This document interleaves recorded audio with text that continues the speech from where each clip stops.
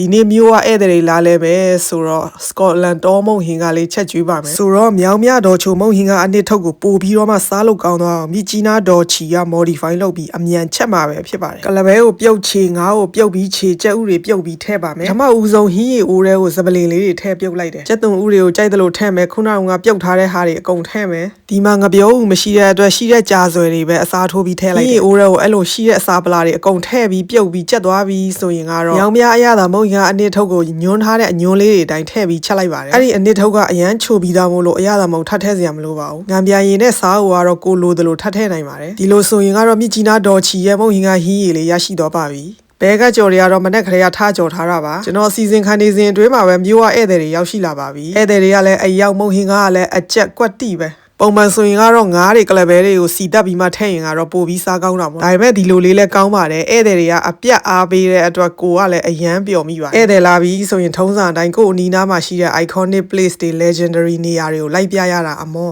လိုက်ပြပြီးဆိုရင်လည်းကို့အဖိုးဖွားပိုင်တဲ့ channel ကိုလိုက်ပြသလိုမျိုးခံစားချက်အပြည့်နဲ့လိုက်ပြဘာဖြစ်လို့လဲဆိုတော့အပြင်ထွက်ရှုခင်းခံစားဖို့ဆိုရင်ကိုတယောက်တည်းပဲအရန်ကို privacy ဆန္ဒဘယ်သူနဲ့မှ share ပြီးကြည့်စရာမလိုကြာလာတော့အဘိုးဘွားတွေကပဲအမွေပေးထားလို့ဒီနေရာကိုကိုတယောက်တည်းပဲပိုင်ဆိုင်တော့လေသလားလို့တောင်ပါခံစားလာရတော့ဒီမှာ Christmas tree တွေ